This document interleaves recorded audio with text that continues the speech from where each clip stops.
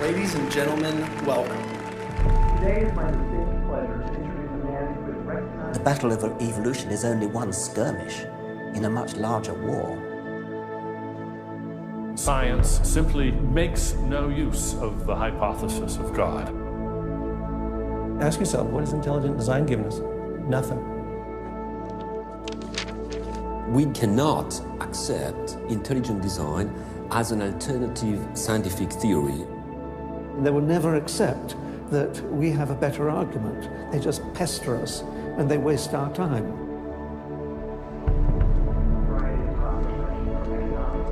Civil rights, to how to grow your life in 10 easy steps. Today, Ben is speaking on the topic that has become increasingly important to him over recent years. While Ben has always been an ardent supporter of science, lately he has noticed an alarming trend in the scientific establishment that could have dire consequences for every American.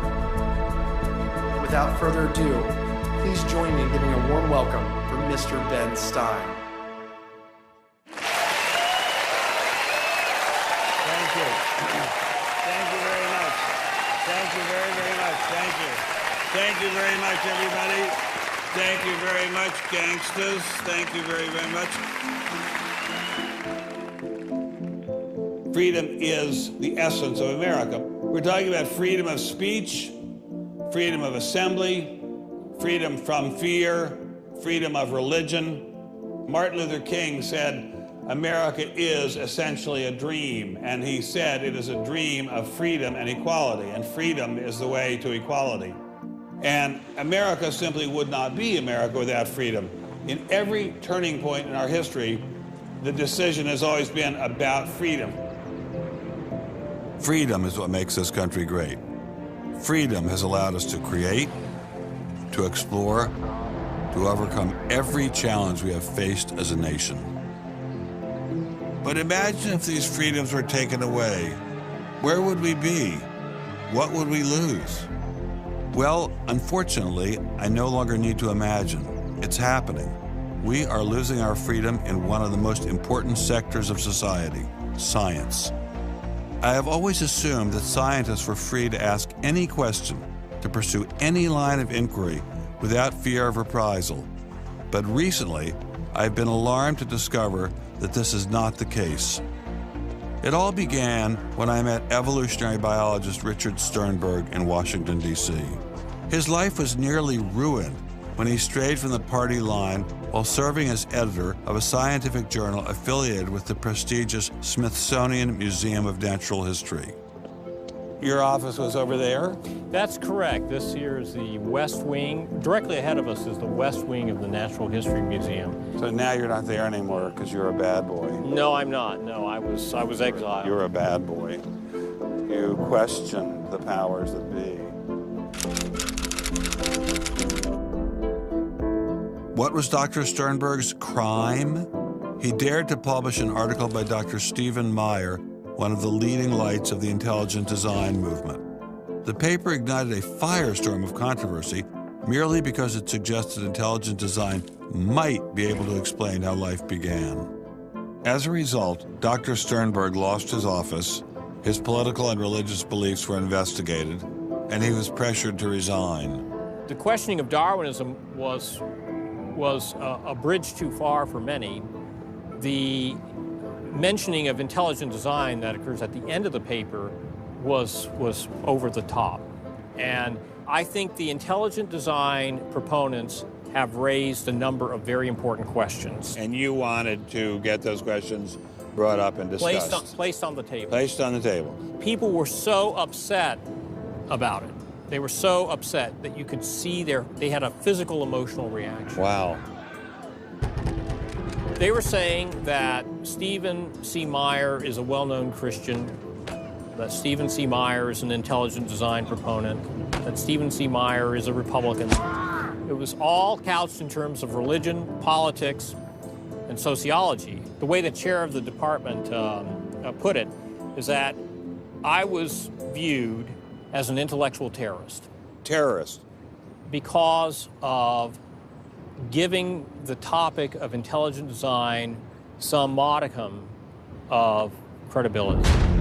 What happened to Dr. Sternberg was terrible, but surely it was just an isolated case.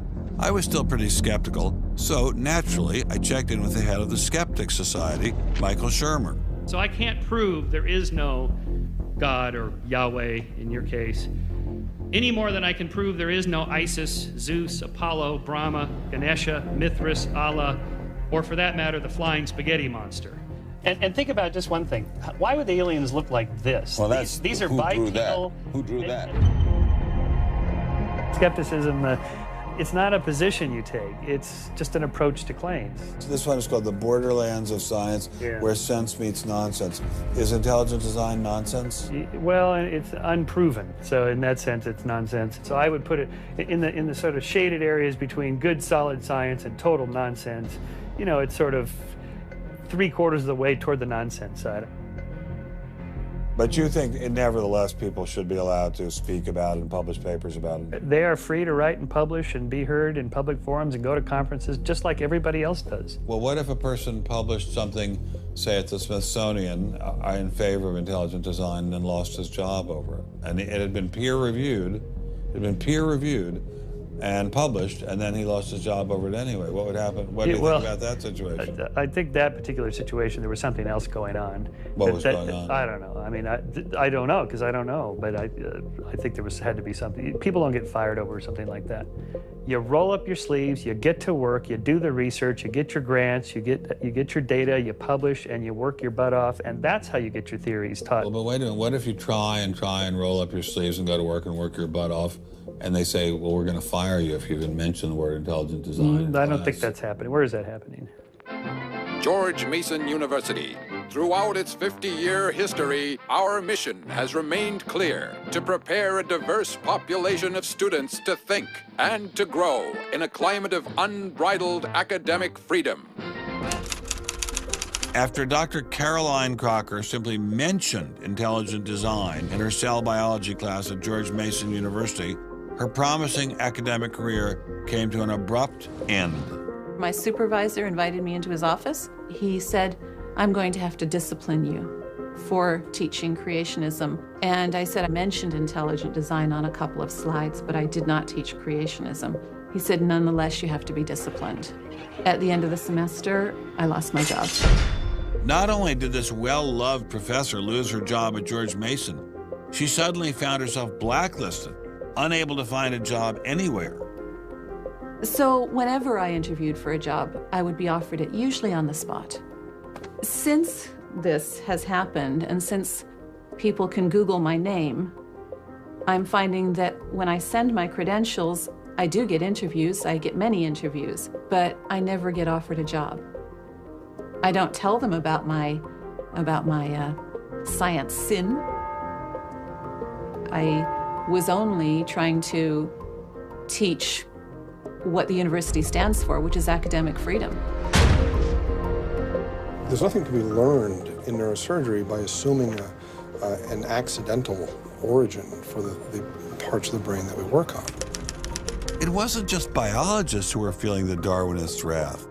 when neurosurgeon Michael Egnor wrote an essay to high school students saying doctors didn't need to study evolution in order to practice medicine, the Darwinists were quick to try and exterminate this new threat. A lot of people on a lot of blogs called me unprintable names that were printed. There are a lot of very, very nasty comments. Other people suggested that people call the university I work at and suggested perhaps it's time for me to retire. I realized when I kind of went public with my doubts about the adequacy of Darwin's theory that I would encounter criticism. What has amazed me is the viciousness and the sort of baseness of it. I'm an old guy, I have tenure, I'm academically safe, but the young people and what is happening to them in America right now because of this scientism gulag is really terrible. Apparently, Professor Marks was not as safe as he thought. A few months after this interview, Baylor University shut down his research website and forced him to return grant money once they discovered a link between his work and intelligent design. In order to attract grants, you have to market yourself. So you put up sites and call yourself labs and groups and things like that in order to get visibility. And in my entire experience in academia, I never went to any superior and asked them any permission to put up any of these labs. So the fact that this was singled out, let alone shut down, is jaw-dropping. It's astonishing. I have never been treated like this in my about 30 years in academia. Shut up, you freak! I say shut up! It's a man! If you peel back the onion, I think that there is no doubt that the center of this is my work in what some would call intelligent design. People really get emotional about this. Whenever you say intelligent design in a room of academics, them's fighting words. Creationists. Astronomer Guillermo Gonzalez found himself in a fierce shootout with Iowa State University following the publication of his book, arguing that the universe is intelligently designed. Despite a stellar research record that has led to the discovery of several planets, his application for tenure was denied, putting his career in jeopardy. I worried about my tenure a little bit in 2005 when the petition was being circulated because I viewed that as a strategy of Hector Avalos and his associates to try to poison the atmosphere on campus against me because he knew I wasn't tenured yet and I was very vulnerable. I have little doubt that I would have tenure now if I hadn't done any professional work on intelligent design. Dr. Gonzalez had this advice for scientists who might be thinking about following his example. If they value their careers, they should keep quiet about their intelligent design views. We know there are times and places to be quiet, and other times and places when we can make noise if we want to. Will you show us? Of course. Boys and girls, how would you like to show some of the ways we know of being quiet? It's the kind of thing where you just learn to keep your mouth shut. In addition to those scientists who were willing to appear on camera, we encountered many more who didn't dare show their face for fear of losing their jobs. You use an intelligent design perspective to get the research done, but you're not allowed to talk about it in public. And so there is definitely incentive, if you think about it, for people to remain within the mainstream. You know, what's he up to? What is he thinking? Is he one of them? That kind of thing. If I write intelligent design, they hear creationism. They hear religious right. They hear theocracy. So it appears Mr. Shermer, the self-styled skeptic, was wrong on this one. Intelligent design was being suppressed in a systematic and ruthless fashion. But maybe intelligent design should be suppressed. I didn't like what was happening to these scientists, but on the other hand, we don't want our kids being taught that the Earth is flat or that the Holocaust never happened. It was time to ask the scientific establishment what was so bad about intelligent design. Intelligent design people are not genuine scientists. Intelligent design is a racket. It's just propaganda. The only intelligent thing about it is to have got people to call it that. It's really very stupid as well. Everybody knows science education in America is appalling. What we don't need at this time is intelligent design in the classrooms. To present intelligent design stunts their educational growth. It stunts their intellectual growth. But what I don't understand is how these animals could have been on Earth millions of years before man, and the Bible says the whole Earth was created in only 6 days. It wasn't just the educational aspects of intelligent design that had scientists concerned. Many suspected the movement masked a much larger agenda. Intelligent design is a set of excuses to squeeze creationism into the classrooms. Get intelligent design in the schools today, and we can have school prayers tomorrow. Any other complaints? Can you imagine anything more boring? The boredom attached to ID is supreme. It is so boring that I can't even bother to think about it much anymore. It's just utterly boring. Love is in the air, everywhere I look around. Love is in the air, every sight and every sound. Love was in the air, all right, but none of it was directed toward intelligent design. There seemed to be a lot to hate about ID, and nearly all of that hatred was focused on one place. The people from the Discovery Institute, the people who are doing the intelligent design, they're all varnish and no product. The Discovery Institute is a propaganda mill. It's an institution designed to suck in money from religious investors and turn it into a sanitized, somewhat secular version of the creation story to get it into the schools. If they have a way of understanding nature that's superior to the one that we all are making lots of discoveries using, great. Bring it on.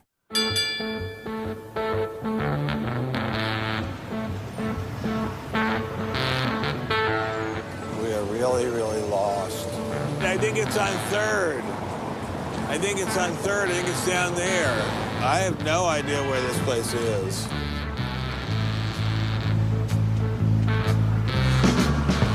I guess I just keep walking. Do you have any idea where the Discovery Institute is? Have you ever heard of that? Never heard of it. Okay, thank you. How are you, sir? I'm good, yourself? Good. Do you have any idea where the Discovery Institute is? Discovery Institute, not a clue. Discovery Institute. Thank you. It's very kind of you to offer. Welcome to Seattle. Thank you, sir. It's got to be this whole building. Yes, where is the Discovery Institute, please? Discovery Institute on the 8th floor, suite 808. Okay, very good. Aha! Success at last.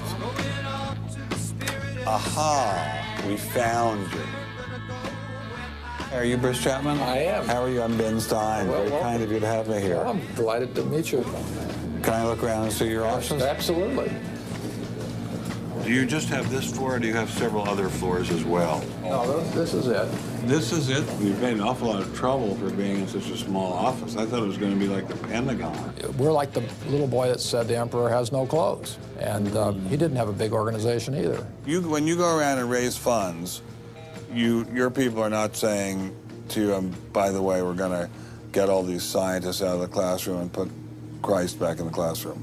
Well, I don't know that Christ has ever been in the science classroom. This is not a religious argument. This is something that people, we have fellows who are Jewish or agnostic or various other things. There are people, there are Muslim scientists. There are people of all kinds of backgrounds who agree that Darwin's theory has failed. And so why would you bring religion into it? You don't need religion. This is a red herring, Ben. People who don't have an argument are reduced to throwing sand in your eyes. Well, if the Discovery Institute could get its wish about this subject, what would your wish be? Well, on this subject, as on others, we'd like people to be able to have a robust dialogue and even a debate where the evidence, the best evidence, in this case, the best scientific evidence is made available to people. Well, surely no one questions there should be a debate.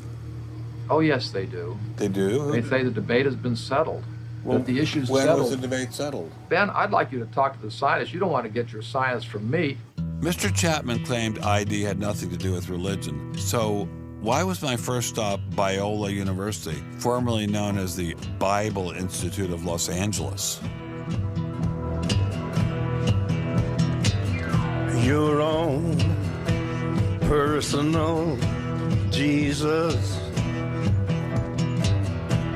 Someone to hear your prayers, someone who cares. Footnote in the history of science, the inference that Stonehenge was caused by intelligence. Personal Jesus. Remarkably stable in terms of all the knowledge. Someone to hear your prayers, someone who's there.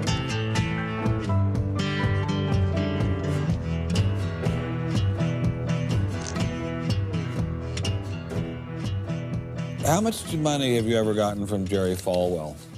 $0. How about Pat Robertson? 0. Are you a minister? No. Are you a priest? No. Pastor? No. Youth pastor? Oh, I did teach Sunday school once. Has this all been resolved? I mean, aren't we all Darwinists now?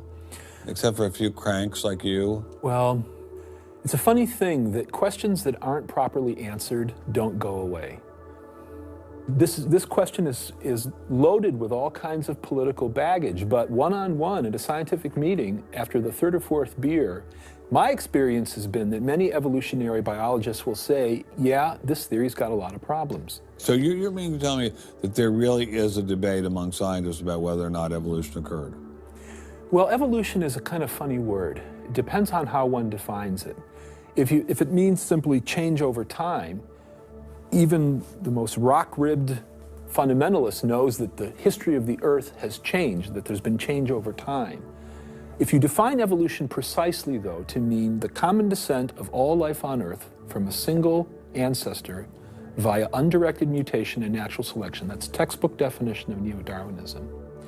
Biologists of the first rank have real questions. But the modern theory of intelligent design is just microwaved creationism.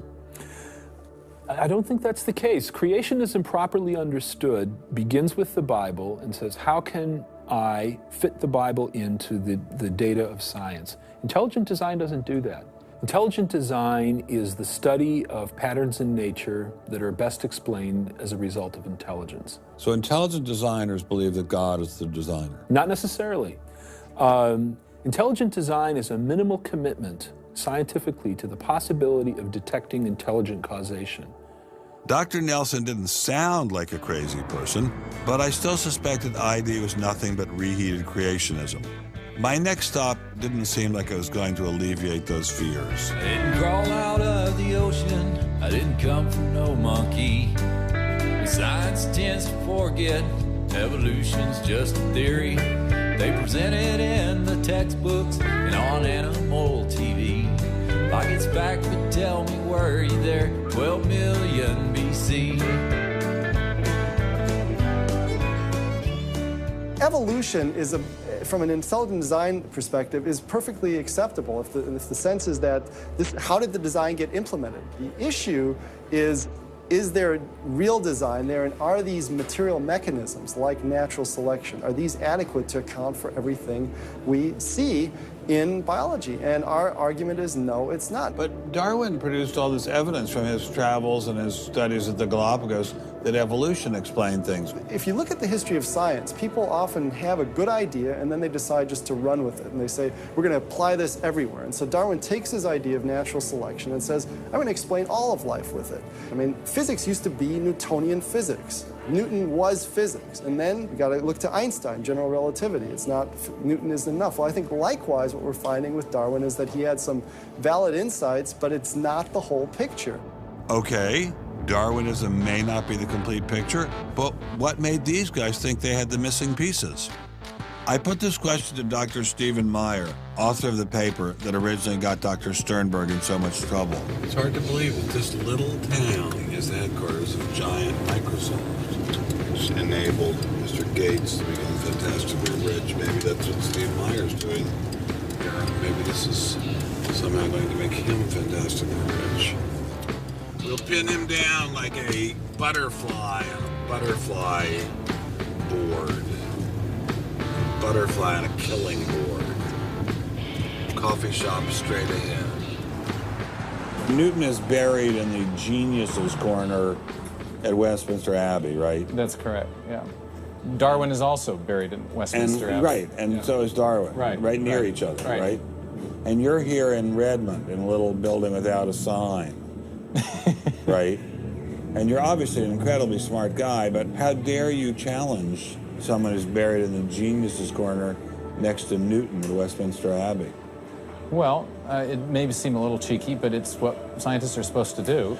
When I was in Cambridge, one of my supervisors often advised us to beware the sound of one hand clapping, which was a way of saying if there's an argument on one side, there's bound to be an argument on the other. And what I found in studying the structure of the argument in The Origin of Species is that for every evidence-based argument for one of Darwin's two key propositions, there is an evidence-based counter-argument. Well, but is it a debate? I mean, there's just you and a couple of other guys in a dinky little office downtown, say on one side, and there's the faculties of all the great universities of the world on the other side. Speaking with a great uniform and authoritative voice. Right. Yeah. Well, in any case, the debate really isn't going to be settled by numbers. It's going to be settled by the evidence and the arguments.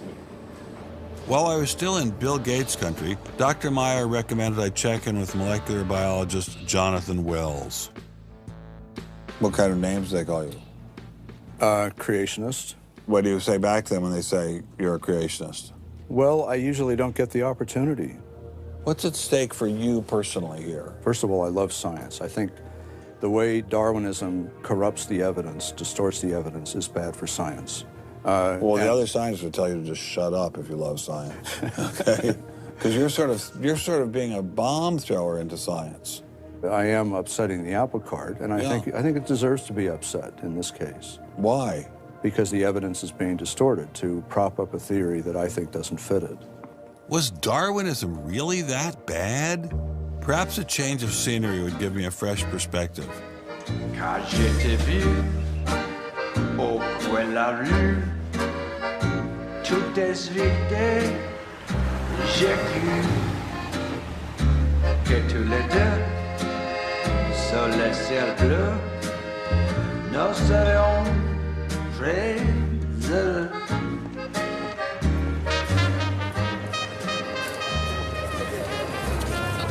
Mr. Berlinski, I assume?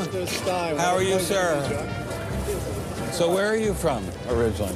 I was born in New York. Yes. Spent 31 years in Manhattan. Yes. And I spent a lot of time in California, too. And tell me all the various universities where you studied or taught. No, I was at Princeton, then I had a professorship at Stanford, and then I left Stanford, and I taught at Rutgers. I left Rutgers, and I taught at the City College in New York. I left the City College of New York. I taught at the Baruch College. I taught at San Jose. What did you teach at Baruch College? Anything they wanted. Come on in. Thank you, monsieur. What an old building, wow. It's the oldest in Paris. You're kidding. Merci, monsieur. Ah, je vous en prie, monsieur. Merci. Wow, this is fabulous. Let's put it this way. Before you can ask, is Darwinian theory correct or not, you have to ask the preliminary question, is it clear enough so that it could be correct? That's a very different question. One of my prevailing doctrines about Darwinian theory is, man, that thing is just a mess. It's like looking into a room full of smoke. Nothing in the theory is precisely, clearly, carefully defined or delineated. It lacks all of the rigor one expects from mathematical physics, and mathematical physics lacks all of the rigor one expects from mathematics. So we're talking about a gradual descent down the level of intelligibility until we reach evolutionary biology. We don't even know what a species is, for heaven's sakes. So his theory is smoke, but elegant smoke. There's a certain elegance to it, but you know, I think Einstein had the appropriate remark. He preferred to leave elegance to his tailor. A room full of smoke? That certainly wasn't what I was hearing from prominent Darwinists like Richard Dawkins. Evolution is a fact. It's a fact which is established as securely as essentially any other fact that we have in science. Richard Dawkins is so confident that evolution is a fact, and that therefore God doesn't exist, that he has devoted his entire life to spreading the evolution gospel. I'm an atheist with respect to the Judeo-Christian God because there is not a shred of evidence in favor of the Judeo-Christian God. It is completely right to say that since the evidence for evolution is so absolutely, totally overwhelming, nobody who looks at it could possibly doubt that if they were sane and not stupid. So the only remaining possibility is that they're ignorant, and most people who don't believe in evolution are indeed ignorant. But the people I spoke with weren't ignorant. They were highly credentialed scientists. So there had to be something else going on here. So you think the whole theory of evolution is false, or just certain parts of it? Well, again, evolution is a slippery word. I would say minor changes within species happen. But Darwin didn't write a book called How Existing Species Change Over Time. He wrote a book called The Origin of Species. He purported to show how this same process leads to new species, in fact, every species. And the evidence for that grand claim is, in my opinion, almost totally lacking. How does Darwin or Darwinism say life began? Well, he didn't know, and in fact, nobody knows. So Darwinism, strictly defined, starts after the origin of life and deals only with living things. Well, how can there be a theory about life without a theory about how life began? Well, a grand overarching evolutionary story, of course, does include the origin of life, but Darwin's theory doesn't begin until you have the first cell. Well, does someone have a theory about how life began?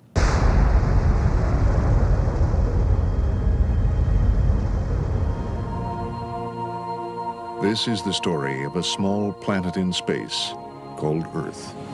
For a typical Darwinian explanation of how life originated, Dr. Wells directed me toward this documentary.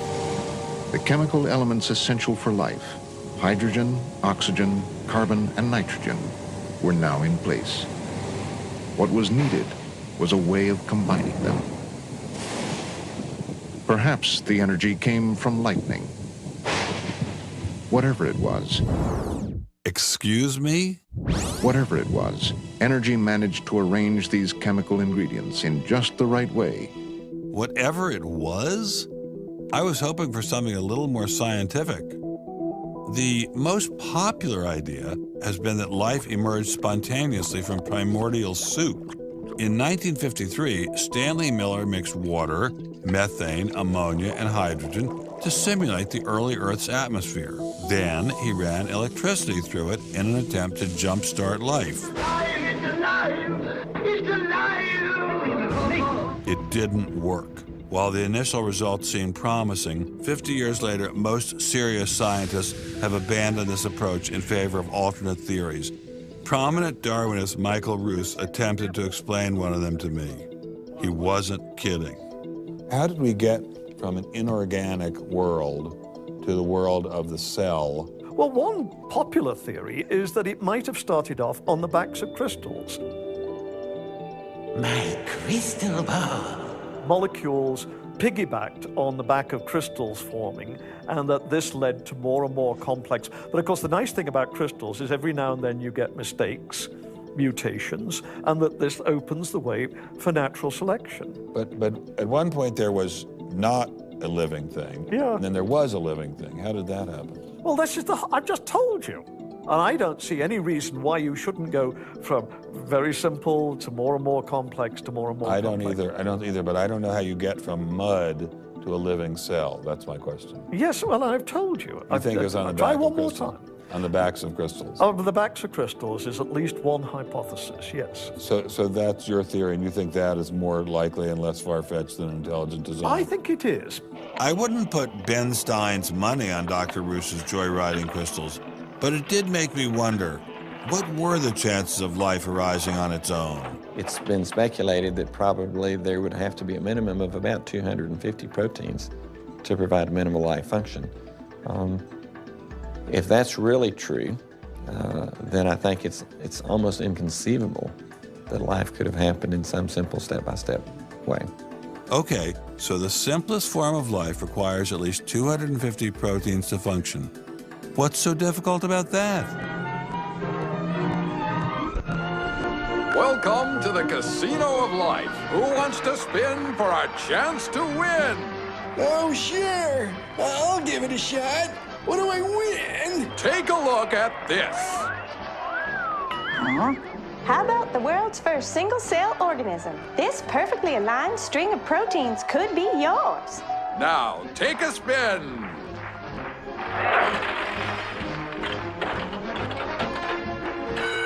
I won. Tina, tell him how many times he needs to do that to win the prize.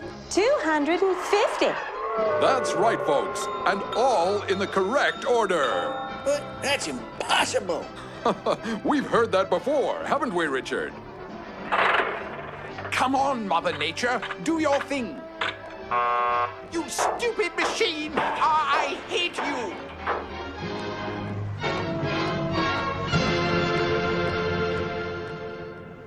We're talking about something that's staggeringly improbable, roughly 1 in a trillion, trillion, trillion, trillion, trillion, trillion. Let all of life choose a million, a trillion, trillion. The number is essentially zero. Something has to skew nature to choose the ones that work. So, in the game of life, it looks as if the house always wins. Luckily, some serious scientific minds have figured out a way to beat the odds. Directed panspermia. When faced with the overwhelming problem of the origin of life, Nobel Prize winner Francis Crick proposed this theory, that life was seeded on Earth, which basically means aliens did it. Crystals? Aliens? I thought we were talking about science, not science fiction. We don't know what caused life to arise. Did it arise by a purely undirected process? Or did it arise by some kind of intelligent guidance or design? And the rules of science are being applied to actually foreclose one of the two possible answers to that very fundamental and basic and important question. So the rules of science say we will consider any possibility except one that is guided. Exactly. No matter how life began, on the backs of crystals or in the test tube of some intelligent designer, everyone agrees it started with a single cell. But what is a cell? Let me ask you a question. Yeah. Darwin wrote The Origin of Species in 1859, published it in 1859. He had an idea of the cell as being quite simple, correct? Yeah, everybody did. Okay. If he thought of the cell as being a Buick, what is the cell now in terms of its complexity by comparison? A galaxy. If Darwin thought a cell was, say, a mud hut, what do we now know that a cell is? More complicated than a Saturn V. So what is in a cell as far as we know now? A world that Darwin never could have imagined. I needed someone who could give me a glimpse into this world. So we went to molecular biologist Doug Axe. Think of a cell as being a nanofactory, a factory where, on a very small scale, digital instructions are being used to make the components of the factory. Here we have the famous DNA double helix. You can see the two helical strands that are intertwined and wind around each other on the outside of the molecule. This is the material that stores all of our genetic information.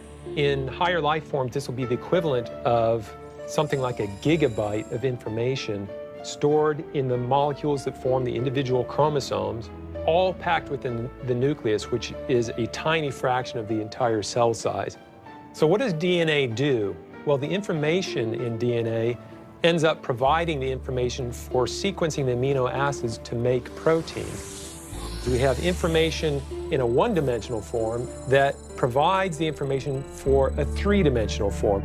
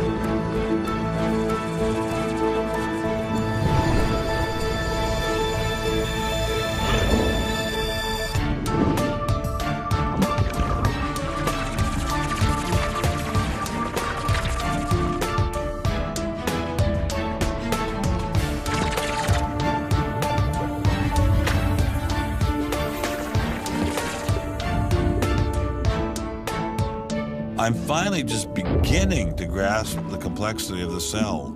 Are there systems within the cell that go well beyond Darwinian evolution? Some type of cellular technology that drives adaptation, replication, quality control, and repair? What if these new mechanisms have massive design implications? Well, I say, so be it. The cell really is like nothing we've ever seen in the physical world. That's got to be firmly grasped. That's not something we can just say, oh, well, it's just a little bit more of the same old, same old. It's not the same old, same old. We are finding is that there's information that's in the cell that cannot be accounted for in terms of these undirected material causes. So It has to be. And so there's some other, so it has to be an information source. So one of the key questions faced by modern biology is, where do you get information from? Well, Darwin assumed that the increase in information comes from natural selection. But natural selection reduces genetic information, and we know this from all the genetic population studies that we have. And where does the new genetic information going to come from? Well, that's the big question. So when we find information in the DNA molecule, the most likely explanation is that it too had an intelligent source. I mean, we need engineering principles to understand these systems, okay? I mean, it's only because of our advancements in nanotechnology that we can even begin to appreciate these systems. But using intelligent design didn't seem to stop the scientists I spoke with, so why all the controversy? Suppose we find, simply as a matter of fact, that our scientific inquiries point in one direction. Which is that there is an intelligent creator. Why should we eliminate that from discussion? Streng verboten? How come? Why? Streng verboten. Very good. What does streng verboten mean? Strongly forbidden. Strongly forbidden. You've got two possible hypotheses. You've got a wall through the middle of through your brain, in effect, through your thinking. You say, well, you can't consider anything on this side of the wall. Only hypotheses on this side of the wall are permissible for consideration. What about academic freedom? I mean, can't we just talk about this? Their reply is that science is not a democratic process. Oh, really? And that there is a consensus view. But wait a minute, we are to subscribe to the wait a second, view. but Darwin challenged the consensus view, and that's how we got Darwinism. If Darwin wanted to challenge the consensus today, how would he do it? Science isn't a hobby for rich aristocrats anymore. It's a multi-billion-dollar industry. And if you want a piece of the pie, you've got to be a good comrade. Scientific ideas. How we get them to you, the people. Every idea must be inspected to ensure that it is safe. All theories must pass through a series of checkpoints. First, the Academy. Getting a controversial theory through the Academy can be dangerous. Few people know this better than Congressman Mark Souder. He uncovered a targeted campaign led by individuals within the Smithsonian and the National Center for Science Education to destroy Dr. Sternberg's credibility. If you want peer reviews, if you want to be published, if you want to go to respected institutions, the core view does not tolerate dissent. There's kind of a, this is the way it is, and anybody who's a dissenter should be squashed. Are you gonna be on my side if I let you up? Sure, Tick, sure. I'm on your side. Just let me up. I'll do anything you say. Souder isn't the only one who has witnessed the Academy's tactics. Journalist Larry Witham has seen similar behavior during his 25 years of covering the evolution controversy. Once you're thick in science, you can't question the paradigm. But if you want to get grants, if you want to be elected to high positions, if you want to get awards as a promoter of public education of science, you can't question the paradigm. People cannot be trusted to form their own opinions. This business about open-mindedness is nonsense. Why is the scientific establishment so afraid of free speech? There is this fear that if one aspect of the theory is closely scrutinized, there's going to be an unraveling. Who are you? Oh, I am the great and powerful Wizard of Oz. I interviewed dozens and dozens of scientists, and when they're amongst each other or talking to a journalist who they trust, they'll speak about, it's incredibly complex, or molecular biology is in a crisis. But publicly, they can't say that. keeping a keen eye on the Academy, our various watchdog organizations. Listen to Eugenie Scott of the National Center for Science Education. The NCSE has been at the heart of virtually every evolution controversy over the past 25 years, vigorously defending the Darwinian gospel. We have had a lot of business, unfortunately, at NCSE in the last few years, because virtually every state in which science education standards has come up for consideration has had a big fight about the coverage of evolution in them. NCSE was started by a group of scientists and teachers who were very concerned because in the late 70s and early 80s there were a lot of attempts to pass equal time for creation science and evolution laws. And clearly this is something that neither scientists nor teachers liked. It wasn't exactly help the creationists are coming, but it's, you know, kind of along those lines. Most scientists just throw up their hands and say, creationists, they drive me crazy, you know, you handle it. We've worked a lot with science education organizations. The most important group we work with is members of the faith community, because the best kept secret in this controversy is that Catholics and mainstream Protestants are okay on evolution. Are you sure about that, Eugenie? Liberal Christians have been fighting with conservative Christians for so long that they'll side with anybody against the fundamentalists. And Eugenie Scott says, well, welcome over. There's a kind of science defense lobby, or an evolution defense lobby in particular.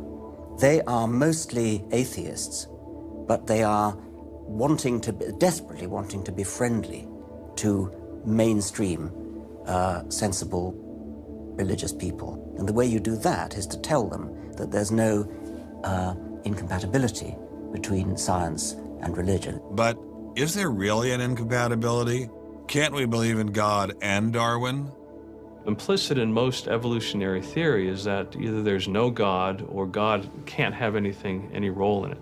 So naturally, as many evolutionists will say, it's the strongest engine for atheism. If they called me as a witness, and a lawyer said, Dr. Dawkins, has your belief in evolution, has your study of evolution turned you towards atheism? I would have to say yes. And that's the worst possible thing I could say for winning that court case. So people like me are bad news for the science lobby, the evolution lobby. By the way, I'm being a hell of a lot more frank and honest in this interview than many people in this field would be. Working hard to keep ideas in check are our friends in the media. Morning, paper. Paper, mister? The tendency of the media is to side with the establishment because they inherently agree with the establishment. Eugenie Scott, my understanding is that there is not a single peer-reviewed article out there that supports intelligent design. Am I wrong? You are not wrong. You are correct. I believe that we get coverage, but we always get coverage like we're the outsider, not like it's an even debate. But instead of merely reporting news, he analyzes it, often expressing his personal opinions. We constantly deal with reporters who refuse even to report the correct definition of intelligent design. They, over and over again, talk about life is so complex, God must have done it. Just admit it, it's religion. It's very simple. You just can't, it's religion. It's a wanton distortion of our position. Study desk. I've got a hot story here. You can look at Associated Press stories, and the same sentence will appear in those stories for 10 years. Intelligent design says that life is too complex. It's called a boilerplate. And the reporter never reports anymore or gets any new ways to say it, so the public understanding never advances. But what happens if a reporter decides to take a more balanced approach to intelligent design?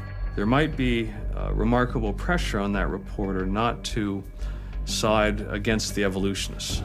I thought I told you to kill that story. Few reporters have learned this better than author and journalist Pamela Winnick.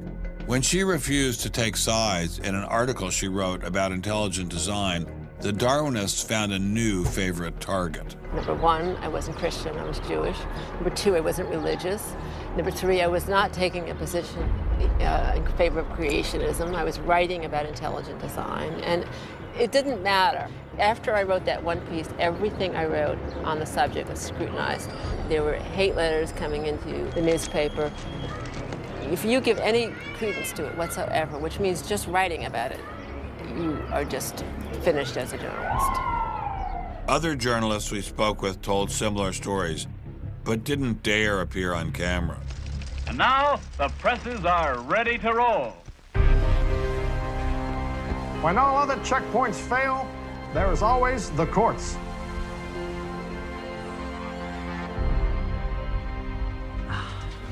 We have spent an enormous amount of time trying to prove to the court what everybody already knows, that intelligent design is a particular religious belief. But I thought scientific questions were settled by the evidence, not by taking people to court and suing them. How do other countries deal with such disputes?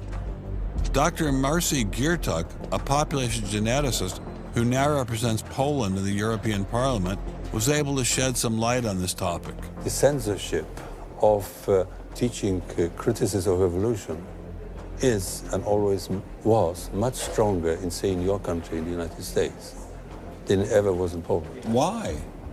Why would the censorship? That is because you have a political correctness in your country. These issues are brought to court, and the court says what you can and what you cannot teach. We want to know what you teach, what books you use, how you teach it. We never had that sort of way of deciding scientific issues in Poland. We never had the courts involved.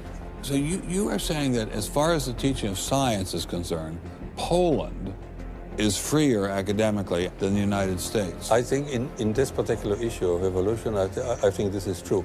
But how effective are the courts in deciding such matters?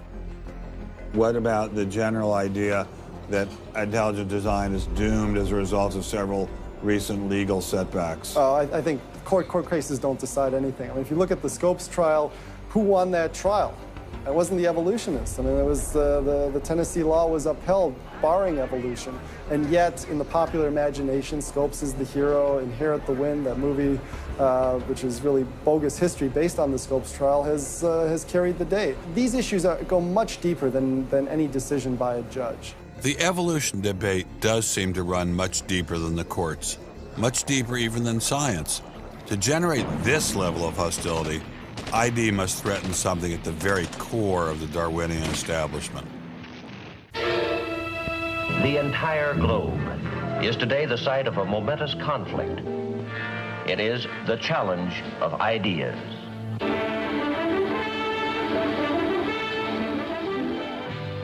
I am Edward R. Murrow. For a little while, I would like to review with you the great conflict of our times, one which demands and must get the attention and the involvement of each one of us. This conflict over the principles of evolution has become a religious war. It really is no longer about scientific investigation. It is total competition with an antagonist who is putting into it everything within his capability. The situation has reached a point where many of evolution's top apologists have switched from defending Darwinism to attacking religion in what they see as a bid to stamp out intelligent design at the source. Richard Dawkins is the best example of this. His recent book, The God Delusion, has sold over 1 million copies worldwide. The God Delusion is my long-expected, long-worked-on, full-frontal attack on religion.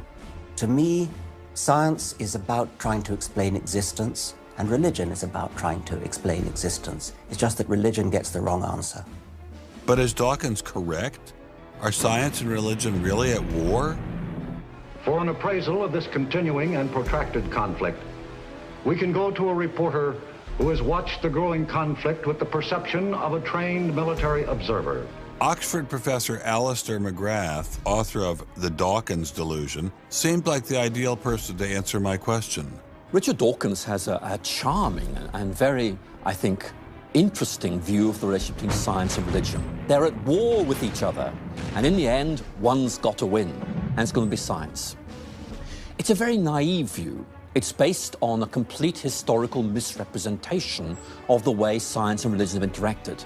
Dawkins seems to think that a scientific description is an anti-religious argument. Describing how something happens scientifically somehow explains it away. It doesn't. But the questions of purpose, intentionality, the question why still remain there on the table. And I think it was just a catastrophic mistake to have someone like Dawkins address himself to profound issues of theology, the existence of God, the nature of life. He hasn't committed himself to disciplined study in any relevant area of inquiry. He's a crummy philosopher. He doesn't have the rudimentary skills to meticulously assess his own arguments. Genius guy, though. Very smart guy. A little bit of a reptile, but a very smart guy. The opposing point of view in this conflict rests on a fundamentally different vision of man. If you have two distinguished scientists, and in fact you can range many more on each side, as you know, saying exactly opposite things, that's telling me that the conflict is not between science and belief in God. Otherwise, you'd expect all scientists to be atheists. But it's a worldview conflict. It's between scientists who have different worldviews. You've got two competing explanations of the evidence. One says design, one says undirected processes. Both of them have larger philosophical or religious or anti-religious implications. So you can't say that one of those two theories is scientific and the other is unscientific simply because they have implications. Both have implications. People who tell you, for example, that science tells you all you need to know about the world, or that science tells you that religion is all wrong, or science tells you there is no God, those people aren't telling you scientific things. They are saying metaphysical things, and they have to defend their positions for metaphysical reasons. What is being presented to the public is, first comes the science, and then comes the worldview. I would want to argue that that may not be the case, that it may actually be the other way around, that the worldview comes first and is influencing the interpretation of science.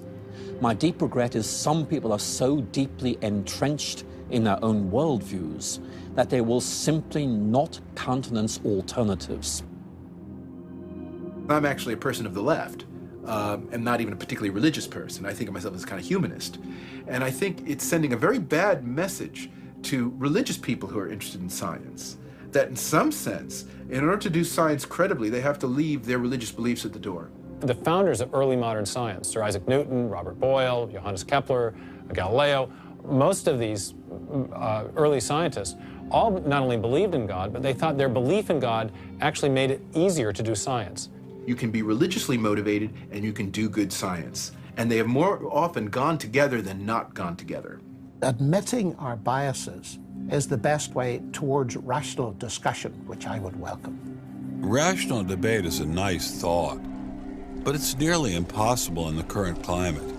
I'd seen the chilling effect that this unquestioning devotion to Darwinism has had on science, but were there other consequences? No gods, no life after death, no ultimate foundation for ethics, no ultimate meaning in life, and no human free will are all deeply connected to an evolutionary perspective. You're here today and you're gone tomorrow, and that's all there is to it.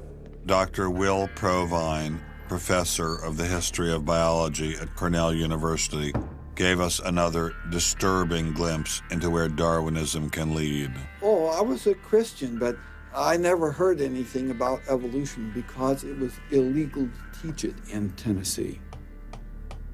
Dr. Provine's first biology professor changed all that. He started talking about evolution as if it had no design in it whatsoever. And I came up to him and I said, "You've left out the most important part." And he said, "If you feel the same way at the end of one quarter, I want you to stand up in front of the students in this class and tell them this deep lack in evolution."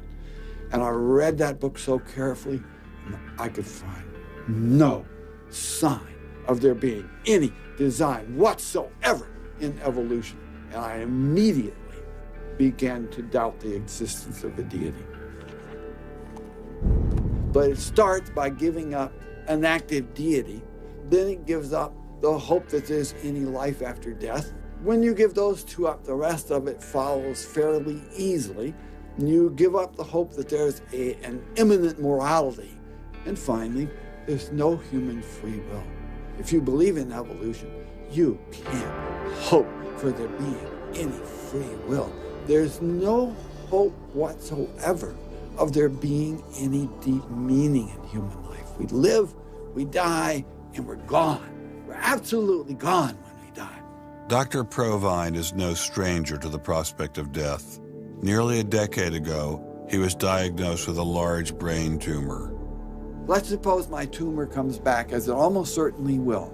Well, I'm not going to sit around like my older brother did last year, and he was dying of ALS, Lou Gehrig's disease. He wanted desperately to die, but we couldn't help him die. I don't want to die like that.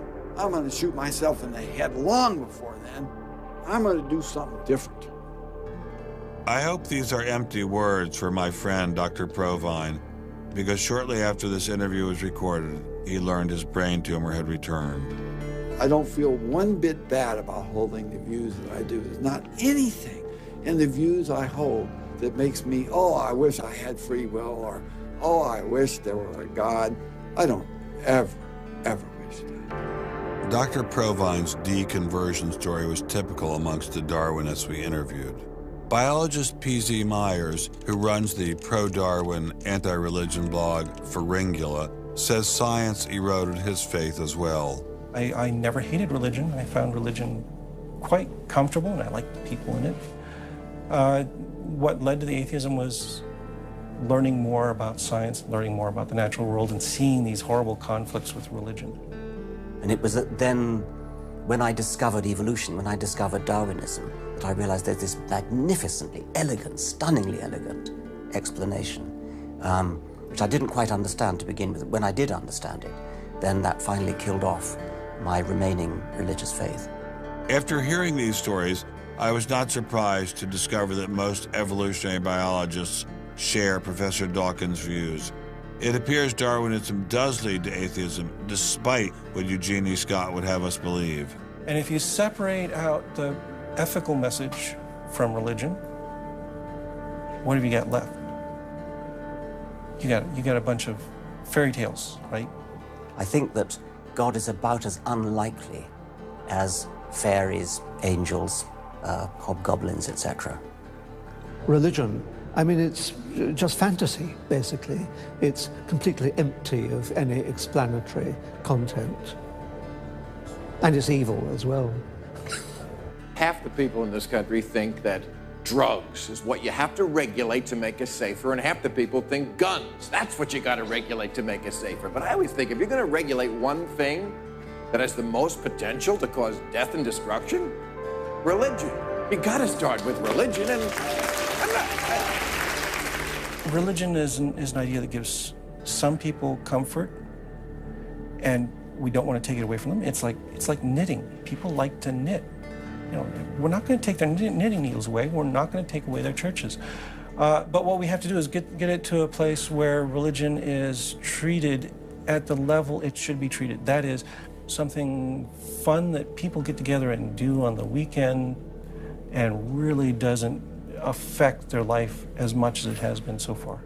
So, what would the world look like if Dr. Myers got his wish? Greater science literacy, which is going to lead to the erosion of religion. And then we'll get this nice positive feedback mechanism going, where as religion slowly fades away, we get more and more science to replace it. And that will displace more and more religion, which will allow more and more science in. And we'll eventually get to that point where religion has taken that appropriate place as a side dish rather than the main course.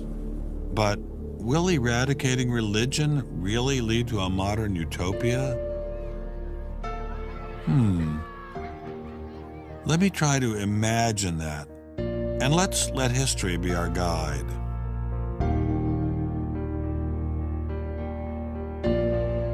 In part, I think Matthew Arnold put his hands on it when he spoke about the withdrawal of faith.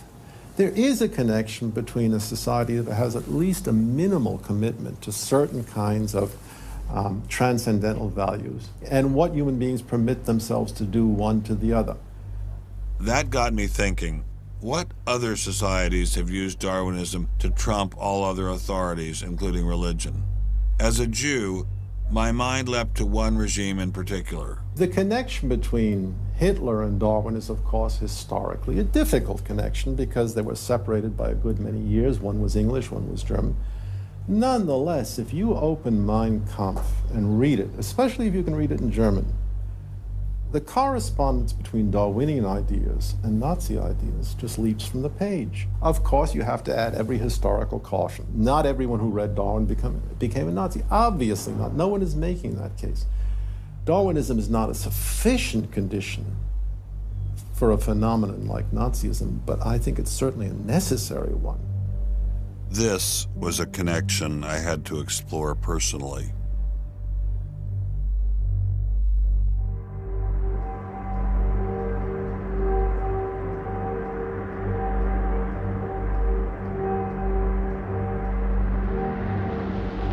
American officers arrive at a Nazi institution seized by First Army troops. Under the guise of an insane asylum, this has been the headquarters for the systematic murder.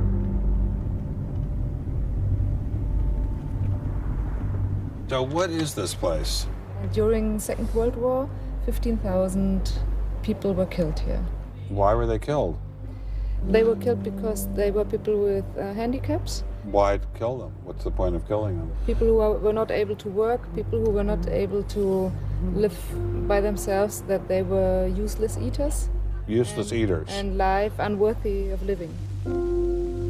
This idea grew up in the 20s. So long before National Socialism, biologists, anthropologists, they thought that maybe mankind could, or the government could interfere into the growth of the population. I see. And they had the utopia that they would have a society without illness and without handicap. Alles Lebensschwache geht in der Natur unfehlbar zugrunde. Wir Menschen haben gegen dieses Gesetz der natürlichen Auslese in den letzten Jahrzehnten furchtbar gesündigt. Wir haben unwertes Leben nicht nur erhalten, wir haben ihm auch Vermehrung gewährt. Die Nachkommen dieser Kranken sahen so aus, die tiefer stehen als jedes Tier. So this was a Darwinian concept? Yes. And also a Malthusian concept, very much Malthusian. Malthusian? Thomas Malthus, who said that there was a shortage of resources, English philosopher, so there was a shortage. Yes, but the Nazis, they relied on Darwin. They relied on Darwin? Yes, Darwin and German scientists. Patients were led down this hallway to Nazi doctors who decided who would live and who would die. They were accompanied by 15 nurses. Nurses, yes. Nurses, male and female nurses. So nurses were helping lead them to their doom. Yes.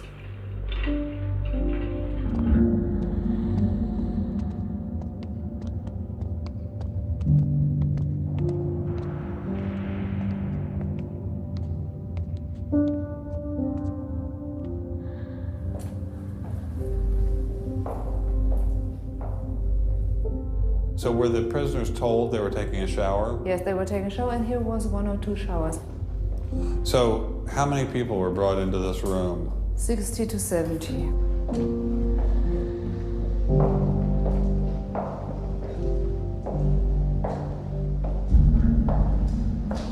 So what is this?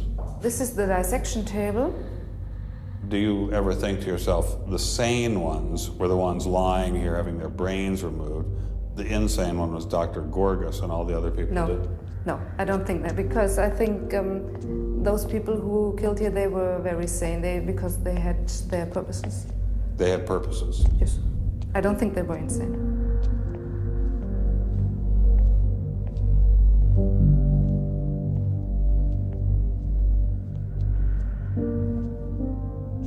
They had 2 crematory ovens. I see. And they killed about 70 people. A day? So a day, so they had... That's barely enough time. And they only killed from Monday to Friday. So... Because the people who were doing the killing needed to have the weekend off. If you met Dr. Gorgas today, what would you say to him? I don't know. I don't think that it's my role to tell him something. It's difficult to describe how it felt to walk through such a haunting place, to know that these cold stone and tile walls were the last things the victims of Hadamar ever saw. I wanted to explore this connection further, so I met with the author of From Darwin to Hitler, Dr. Richard Weikart. Hitler and many of the physicians that carried out this program were very fanatical Darwinists, and particularly they wanted to apply Darwinism to society. Was wir uns unter der deutschen Jugend der Zukunft wünschen, ist etwas anderes, als was die Vergangenheit sich gewünscht hat. Wir müssen einen neuen Menschen, auf das unser Volk nicht an den typischen Degenerationserscheinungen dieser neuen Zeit runter geht. Many of these people in the 19-teens, 1920s, who were putting forward some of these ideas about racism were considered the leading scientists. These were Darwinists who were taken seriously by fellow academics. It's not to say that all academics believed it. These leading academics, were there any of them who were Americans? There were plenty of Americans who were saying similar kinds of things. Not only were Americans saying such things, they were pioneers in this fledgling science known as eugenics. They thought they could help evolution along by sterilizing the so-called feeble-minded and prohibiting them from getting married. Physicians who are aware of the history of 20th century American medicine harbor some bad feelings towards Darwinists because of eugenics. And the eugenics, which was an attempt to breed human beings, it was the darkest chapter of American medicine ever. There were 50,000 people involuntarily sterilized because they were deemed unfit to breed, basically. Eugenics isn't just history. The spirit of the movement lives on today. Margaret Sanger was the head of Planned Parenthood. She was a very fanatical in her promotion of eugenics. In fact, Planned Parenthood was all about birth control for the impoverished and lower classes to try to help improve the species.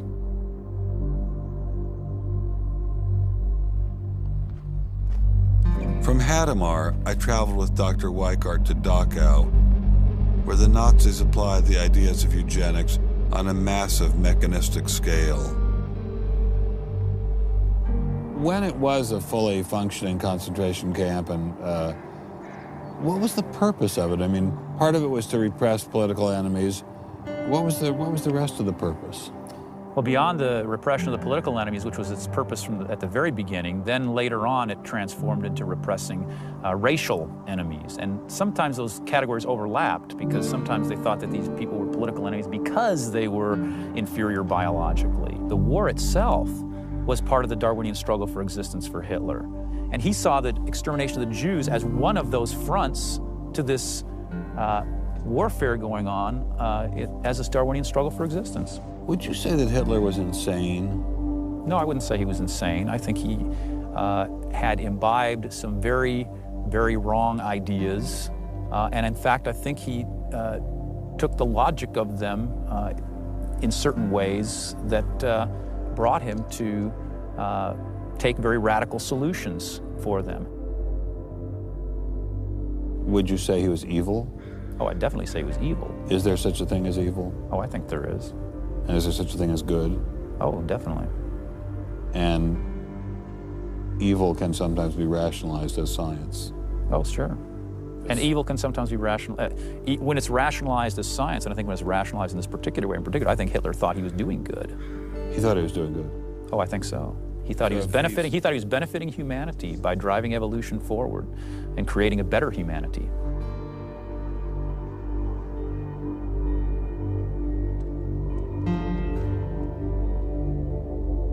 Before leaving Dachau, I stopped by the memorial commemorating the thousands of Jews who were killed there in excruciating conditions.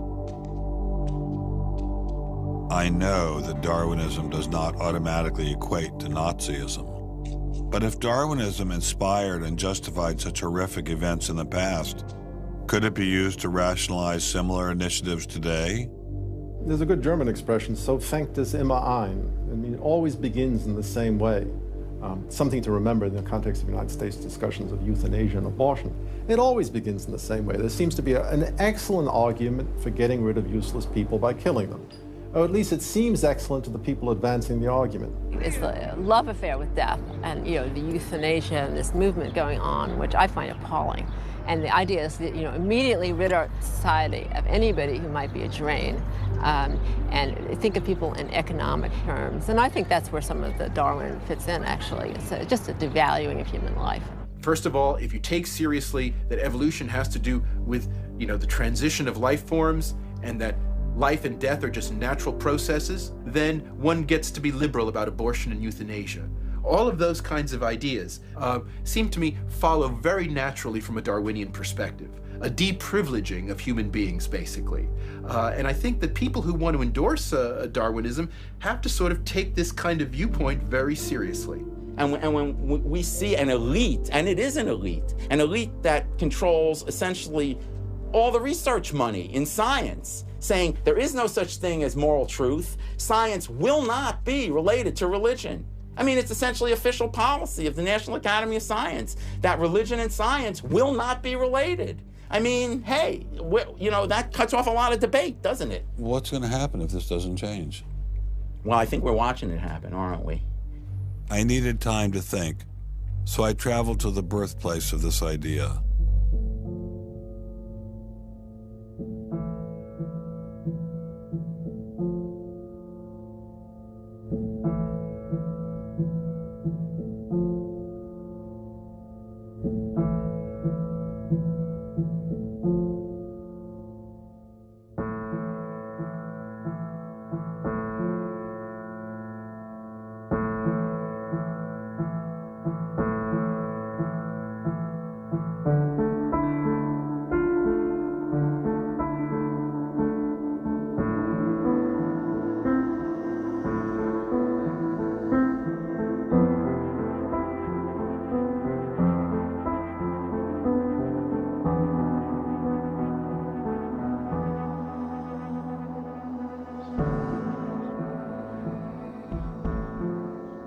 With savages, the weak in body or mind are soon eliminated. We civilized men, on the other hand, do our utmost to check the process of elimination. We build asylums for the imbecile, the maimed, and the sick. Thus, the weak members of civilized societies propagate their kind. No one who has attended to the breeding of domestic animals will doubt that this must be highly injurious to the race of man. Hardly anyone is so ignorant as to allow his worst animals to breed. Charles Darwin, The Descent of Man, 1871.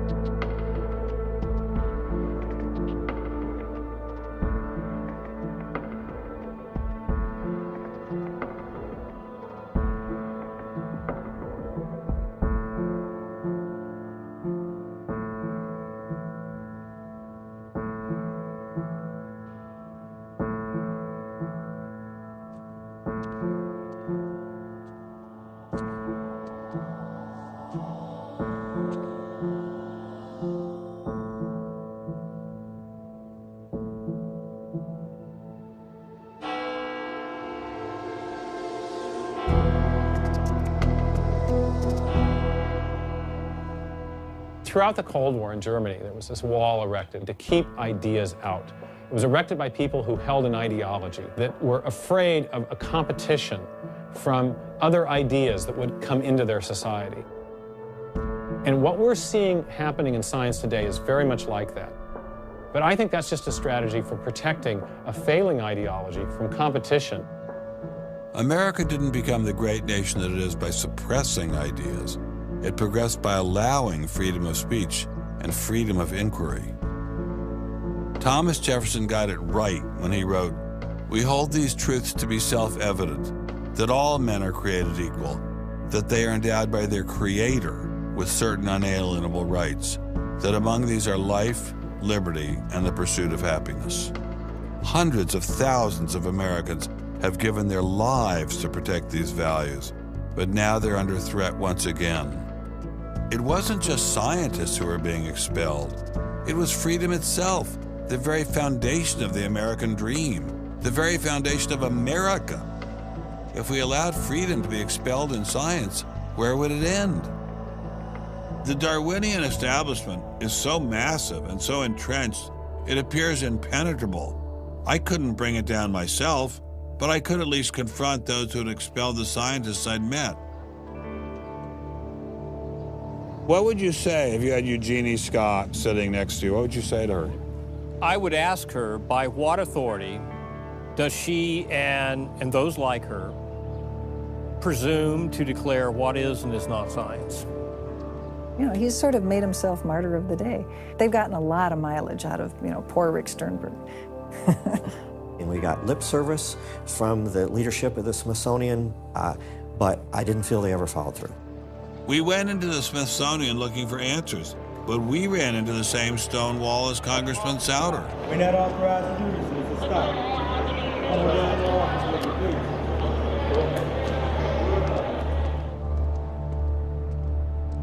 He said, nonetheless, you have to be disciplined, and I lost my job. We did get an interview with a spokesman from George Mason, but it was impossible to knock him off his script. Her contract was not renewed. It was simply not renewing her contract, which she's satisfied. Her contract was not renewed, had nothing to do with the controversy of that topic of intelligent design.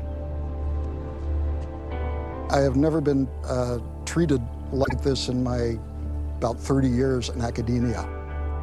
We received a similar reception at Baylor University. They refused to admit that what had happened to Dr. Marks had anything to do with ID.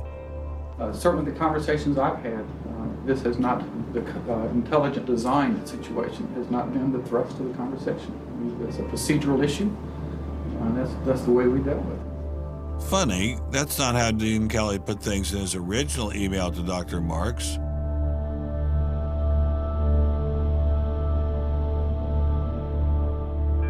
I'm not mixing my religion with my science. The questions that I ask in my intelligent design research are perfectly legitimate scientific questions. At least the top guns at Iowa State were willing to own up to their actions. What we wanted to stop is the use of the name of ISU to validate intelligent design elsewhere, and we did succeed.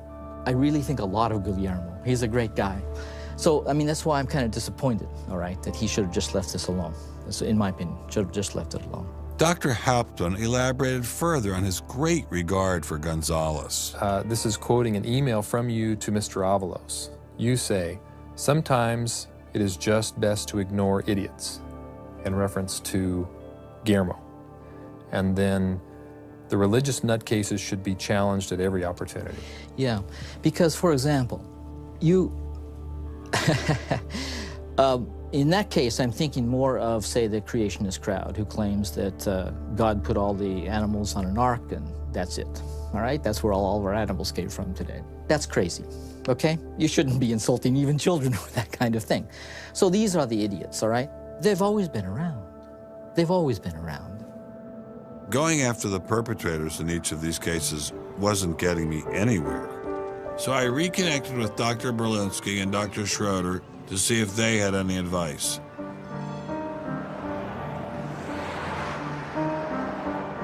There's a boundary to what science will accept right now. I think the parallel is exactly this wall coming down. Ask any Berliner from the east side what it meant to have the wall come down. If it is possible to make a break in the wall that will allow academia to ask these fundamental questions that exist and allow them in the science classrooms as well. It'd be nice to see the scientific establishment lose some of its prestige and power. It'd be nice to see other questions being opened up. Above all, it'd be nice to have a real spirit of self-criticism penetrating the sciences. What can I do to bring down the wall? Is there anything I can do? Make it apparent to the world that a wall exists. There are vast numbers of persons who talk about academic freedom. And there is academic freedom as long as you're on the correct side of the wall. But if you're on the wrong side of the wall, as we mentioned a few moments ago, you lose tenure, and that's a given. I took Dr. Schroeder's words to heart. Obviously, I couldn't take down the wall myself, but I could confront one of its modern architects.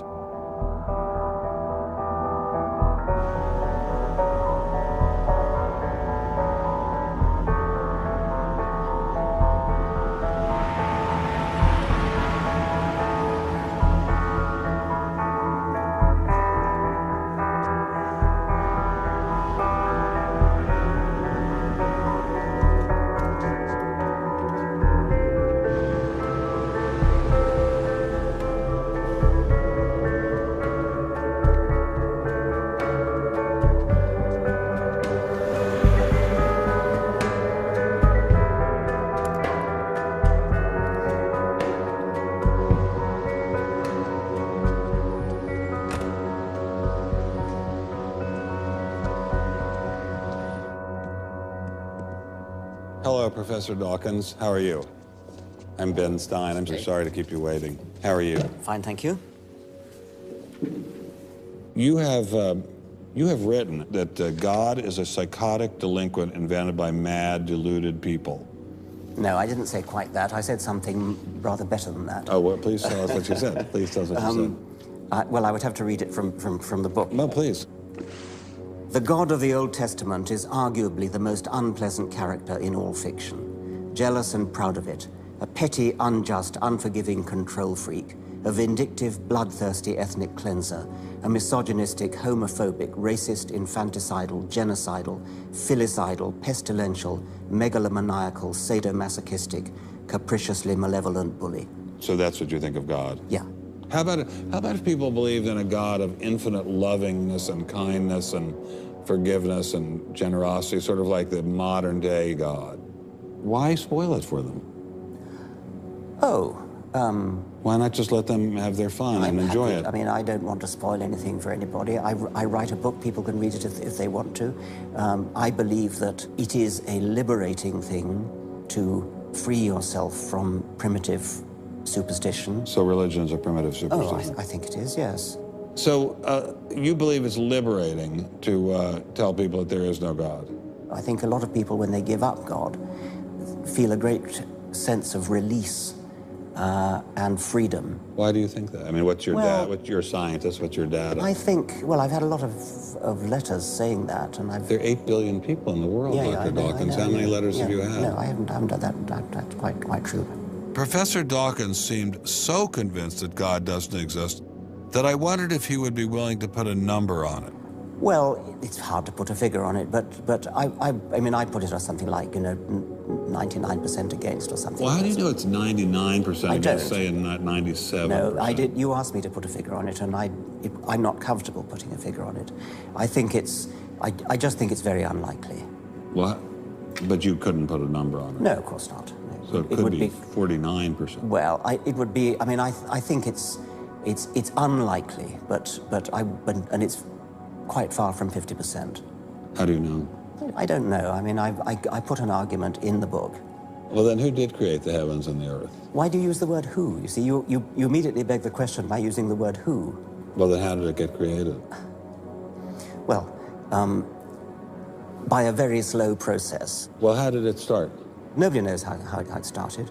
We know the kind of event that it must have been. We know the sort of event that must have happened for the origin of life. And what was that? It was the origin of the first self-replicating molecule. Right, how did that happen? I told you we don't know. So you have no idea how it started? No, nor has anybody. Nor has anyone else. What do you think is the possibility that intelligent design might turn out to be the answer to some issues in genetics or in evolution? It could come about in the following way. It could be that at some earlier time, somewhere in the universe, a civilization evolved by probably some kind of Darwinian means to a very, very high level of technology. and designed a form of life that they seeded onto perhaps this planet. Now, that is a possibility and an intriguing possibility. And I suppose it's possible that you might find evidence for that if you look at the details of biochemistry, molecular biology. You might find a signature of some sort of designer. Wait a second. Richard Dawkins thought intelligent design might be a legitimate pursuit? And that designer could well be a higher intelligence from elsewhere in the universe. Well, but that higher intelligence would itself have had to have come about by some explicable or ultimately explicable process. It couldn't have just jumped into existence spontaneously. That's the point. So Professor Dawkins was not against intelligent design, just certain types of designers, such as God. So the Hebrew God, the God of the Old Testament, he doesn't exist in your view? Certainly. I mean, that would be a very unpleasant prospect. And the Holy Trinity of the New Testament, nothing like that. Do you believe in any of the Hindu gods? Like Vishnu? How can you ask such a question? You don't, right? How could I? I mean, why would I, given that I don't believe in any others? You don't believe in the Muslim God? No. I mean, why do you even need to ask? Well, I just wanted to be sure. So you don't believe in any God anywhere? Any God anywhere would be completely incompatible with anything that I've said. I assume. Yeah. I just wanted to make sure. You don't believe in any God anywhere? No. What if after you died, you ran into God? He said, what have you been doing, Richard? I mean, what have you been doing? I've been trying to be nice to you. I gave you a multi-million-dollar paycheck over and over again with your book, and look what you did.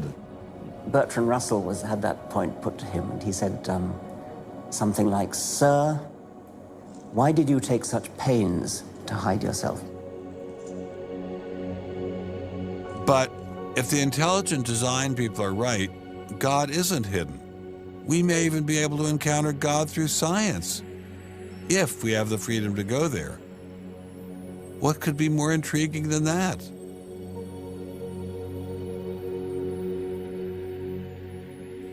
We take freedom for granted here in the United States.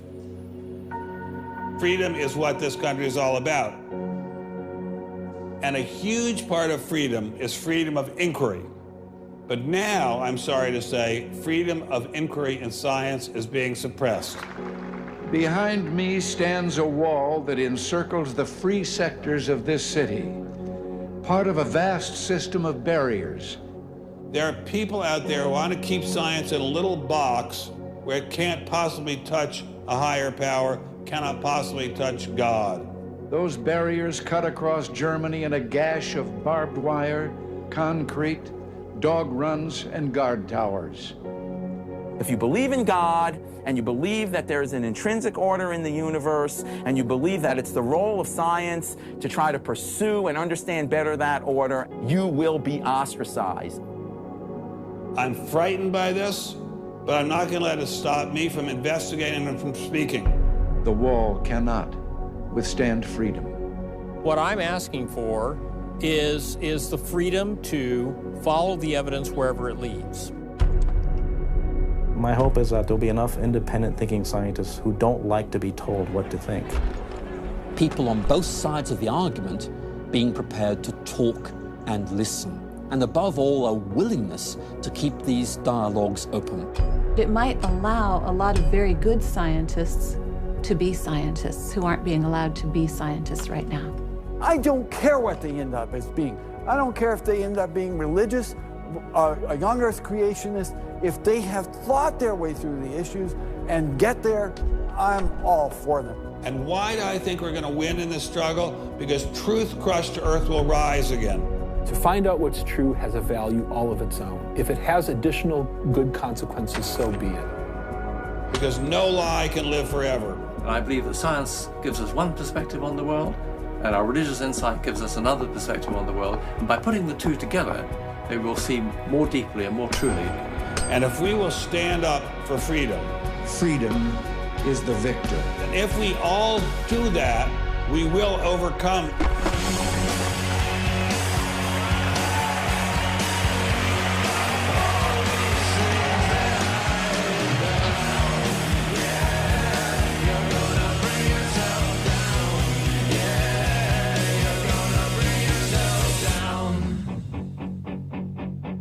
I've taken a first step by speaking out on this issue.